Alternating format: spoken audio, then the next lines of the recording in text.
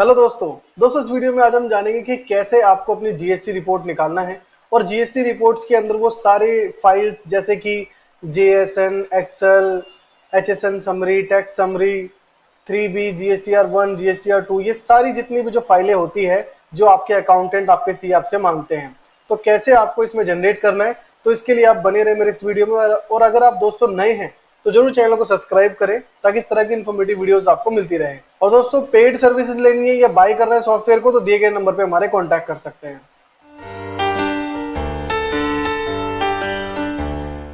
तो चलिए दोस्तों स्टार्ट करते हैं। दोस्तों सबसे पहले आपको आना है, यहाँ पे एक स्पेसिफिक मेनू दिया हुआ है जीएसटी के नाम से। तो जीएसटी का एक अलग ही मेनू है जिसके अंदर सारे जीएसटी के वो ऑप्शंस हैं। अब देखिए जैसे ही मैं जीएसटी के मेनू पे क्लिक करता हूँ तो यहाँ पे आप देख पाएंगे कि वो सारे जीएसटी के ही ऑप्शंस हैं, जैसे GSTR 1, 2, 2A, 2B reconciliation, 3B offset, ये सारी चीजें जो है जीएसटी से रिलेटेड है। अब सबसे पहले हमें जो सीए को देना होता है वो सेल, परचेज और दोनों की कंबाइंड रिपोर्ट। अब इसके बीच में बहुत सारी चीजें आ जाती है जैसे जेएसएन और भी ऐसी बहुत सारी चीजें। तो सबसे पहले हमें जीएसटीआर 1 निकालना होता है जो सेल्स होती है हमारी। और उसके बाद दोस्तों अगर इस तरीके का ऑप्शन आपके पास आ रहा है तो इसको पहले आप अपडेट कर लें। अब अपडेट कैसे करना है इसके ऊपर एक डिटेल में वीडियो बनाई हुई है, वो वीडियो का लिंक आपको डिस्क्रिप्शन बॉक्स में मिल जाएगा या आई बटन में मिल जाएगा। तो इसको पहले आप अपडेट कर लें। दोस्तों जैसे ही आप अपडेट कर लेंगे, अपडेट करने के बाद आपको ये ऑप्शन शो होगा जहां पे आपसे सीए की डिटेल जो है मांगी जाती है। ये आपके ऊपर है दोस्तों कि आप डालना चाहते हैं या नहीं डालना चाहते, कोई मैंडेटरी नहीं है, मतलब कि ये डालना जरूरी ही नहीं है। आप चाहें तो इसको नो पे क्लिक कर सकते हैं, जैसे कि मैंने नो पे क्लिक किया। अब यहाँ पे मेरी जीएसटी की जो डेट है वो मेंशन करूंगा कि मैं चाहता हूँ 1 जून से लेकर 30 जून तक की रिटर्न करना। अब दोस्तों यहाँ पे आप जरूर क्लिक करके रखें जो आप ये देख पा रहे हैं शो एरर। ये क्या बताएगा कि अगर किसी बिल में एचएसएन मिस्टेक है या आपका जीएसटी मिस्टेक है, कुछ भी ऐसी चीज मिस्टेक है, बिल नंबर गलत है, तो ये सारी चीजों को आपको लेके आएगा यहाँ पे। अब ये देखिए जैसे शो पे मैं क्लिक करता हूँ कोई भी मेरे सामने एरर नहीं आया। अगर मेरे सामने एरर आता तो सॉफ्टवेयर मुझे उस बिल का नंबर बताएगा और उसको मुझे जाके ठीक करना होगा जो भी उसके अंदर एरर बताएगा। कभी कभी पार्टी का जीएसटी नंबर गलत डाल देते हैं हम, तो ये सारी चीजें होती है। अब जैसे कि यहाँ पे आप देख पा रहे हैं कि यहाँ पे आपको शो हो रहा है B2B, B2C small, B2C large, तो ये सारी चीजें। तो B2B वो है जो रजिस्टर्ड पार्टी है जिनके पास जीएसटी नंबर था, जिनको आपने बिल किया है। और B2C स्मॉल और लार्ज वो है जिनके पास जीएसटी नंबर नहीं है। स्मॉल लार्ज मतलब यही है कि जो लार्ज है वो 50,000 या 1 लाख से ऊपर के हैं, और स्मॉल जो सारे आपके 1,000, 2,000, 500, 400, 200 जो इस तरह के बिल करते हैं। तो यानी कि जितनी भी आपने सेल्स करी है वो सारी रिपोर्ट यहाँ पे आ गई। और यहाँ पे आपको शो भी हो जाएगा नीचे की साइड में कि आपने कितनी सेल्स करी है और कितने जीएसटी इस पे लगा है। सारी चीजें जो है यहाँ पे आ जाएगी, चाहे वो आईजीएसटी हो, चाहे वो आपका एसजीएसटी या सीजीएसटी, सब कुछ यहाँ पे आ गया। अब दोस्तों नीचे की साइड में अगर आप देखेंगे तो यहाँ पे वो सारे ऑप्शंस आपको मिलते हैं। सबसे पहला ऑप्शन व्यू, कि आप इसको व्यू कर सकते हैं। उसके बाद प्रिंट कर सकते हैं, प्रिंट चाहे तो एक्सेल निकाल सकते हैं, और जीएसटी समरी आप निकाल सकते हैं। अब देखिए दोस्तों इसमें सबसे ज्यादा जो हमारा यूज होने वाला जो सीए मांगते हैं वो जीएसटी की रिपोर्ट में एक तो एक्सेल और दूसरा जो है समरी। सबसे पहले मैं एक्सेल पे क्लिक करता हूँ, और एक्सेल पे क्लिक करते ही दोस्तों यहाँ पे आप देख पा रहे होंगे दो ऑप्शन आपको शो हो रहे हैं, समरी एंड डिटेल। अब जो अकाउंटेंट को चाहिए होती है दोस्तों वो चाहिए होती है डिटेल, समरी से उनको कोई ज्यादा मतलब नहीं होता। तो आप डिटेल पे क्लिक करेंगे। डिटेल में क्या होगा कि एक एक पार्टी का नाम, जीएसटी नंबर जिसको आपने बिल किया है, उसका एसजीएसटी, सीजीएसटी, एचएसएन, सारी डिटेल यहाँ पे आएगी। अब जैसे ही मैं ओके करूंगा तो ये मेरा एक्सेल जनरेट होना स्टार्ट हो जाएगा। अब दोस्तों एक्सेल अगर आपका जनरेट ना हो रहा हो तो दो कारण हो सकते हैं उसके पीछे, या तो आपके पीसी में एक्सेल नहीं होगा, या फिर एक्सेल होगा तो वो एक्टिवेट नहीं होगा, या फिर आपके पास 2007 का एक्सेल नहीं होगा। आप चाहें तो 2012 का, 16 का यूज कर सकते हैं, पर वो प्रॉपर एक्टिवेट होना चाहिए। अगर वो एक्टिवेट नहीं होता तब भी वो एक्सेल जनरेट नहीं होगा। या सबसे बेटर है 2007 का आप इसमें इंस्टॉलेशन कराएं और उसमें इजीली जो है ये जनरेट हो जाता है। अब देखिए जैसे ये जनरेट हो चुका है, अब मैं सॉफ्टवेयर को मिनिमाइज करता हूँ और ये देखता हूँ, तो ये देखिए सारी डिटेल रिपोर्ट है जीएसटी की जो आपके अकाउंटेंट सीए को चाहिए होती है। यहाँ पे एक एक एचएसएन, जीएसटी सब कुछ मेंशन है। सबसे कॉर्नर पे देखेंगे आप लेफ्ट हैंड साइड के टॉप में यहाँ पे एक बटन है जो माइक्रोसॉफ्ट का लोगो है, इस पे आप क्लिक करेंगे और सेव एज करेंगे। सेव एज करने के बाद आपके सामने ऑप्शन आ जाएगा कि आप कहाँ पे सेव करना चाहते हैं, वहां पे आप सेव कर सकते हैं।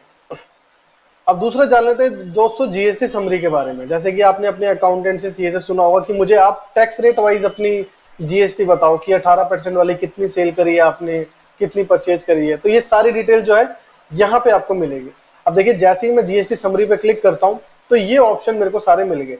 Laser wise summary, HSN wise summary, tax rate wise summary, advance summary, outward, cancel, ये सारे ऑप्शन।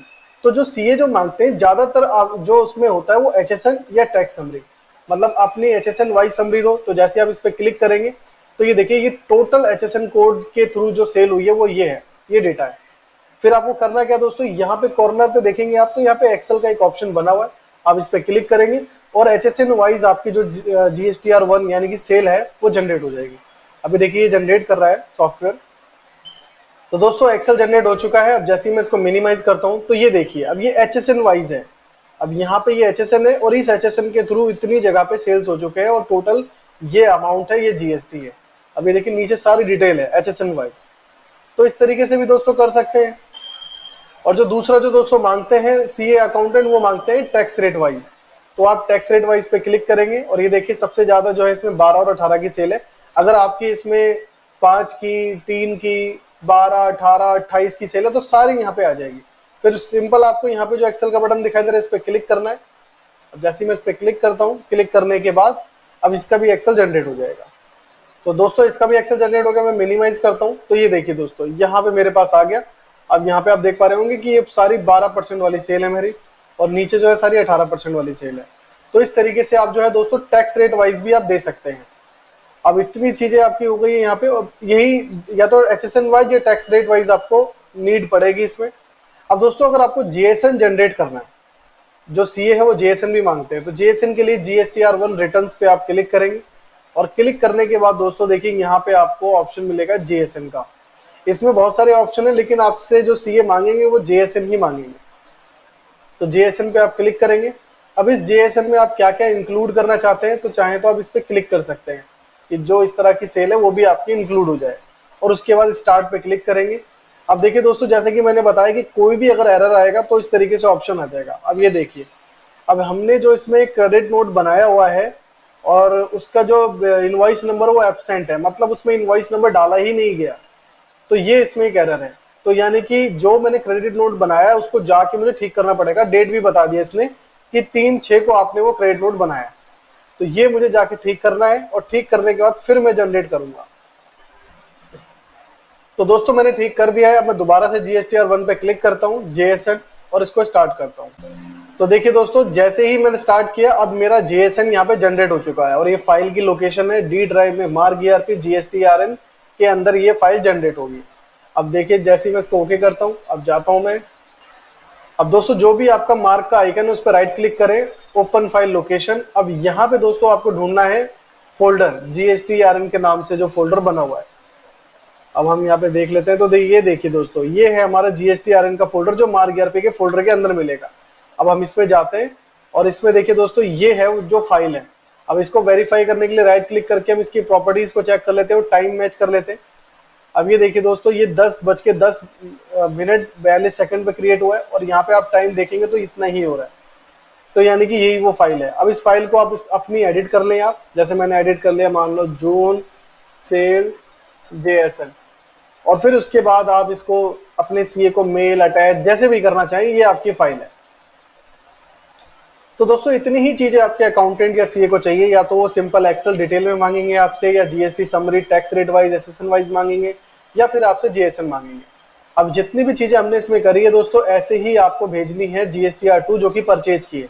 अब जैसे आप इस पर क्लिक करेंगे, इसको नो करेंगे और यहाँ पे डेट मेंशन करेंगे, जैसे मैंने मेंशन किया कि मुझे जून की ही भेजनी है, और सेम इस पर क्लिक करना है। और दोस्तों यहाँ पे आपका GSTR2 जो होता है वो परचेज का होता है, उसका जीएसएन जनरेट नहीं होता। तो उसके लिए आप एक्सेल दे सकते हैं और समरी दे सकते हैं। अब देखिए कैसे, जैसे मैं एक्सेल पे क्लिक करता हूँ तो वही ऑप्शन आएंगे मेरे सामने, डिटेल पे क्लिक कर सकता हूँ, और जैसे समरी पे क्लिक करूंगा तो वो समरी आ सकती है जो हमने अभी निकाला। और उसके बाद दोस्तों GSTR इस पे क्लिक करेंगे तो देखिए यहाँ पे GSTR2 का जीएसएन जनरेट नहीं होता है, ठीक है, तो वो आप जो है दे सकते हैं। तो जैसे ही GSTR2 आप निकालेंगे जो कि परचेज के लिए है, इसी तरीके से आप दे सकते हैं। और उसके बाद दोस्तों जो जरूरत पड़ती है वो पड़ती है GSTR 3B, जो सेल परचेज दोनों कंबाइंड रिपोर्ट होती है। आप इस पे क्लिक करेंगे और इसको नो करेंगे। नो करने के बाद दोस्तों यहाँ पे आपको जो है गवर्नमेंट का फॉर्मेट ही रखना है, और उसके बाद आप एंटर करेंगे मंथली और ओके करने के बाद दोस्तों यहाँ पे आपको मंथ चूज करना होता है। अब देखिए यहाँ पे जो मंथ आ रहा है, मेरे को जून का करना है तो मैंने जून पे क्लिक किया और यहाँ पे ऑटोमेटिक डेट आ जाएगी। अगर स्पेसिफिक आप किसी डेट की चाहते हैं तो वो भी कर सकते हैं। और उसके बाद आपको एंटर करके, और यहाँ पे दोस्तों ये ऑप्शन मिलेगा आपको नीचे की साइड में, आप देखेंगे आपको यहाँ पे एक्सेल का भी ऑप्शन मिलेगा, PDF का भी ऑप्शन मिलेगा और JSN का भी ऑप्शन मिलेगा।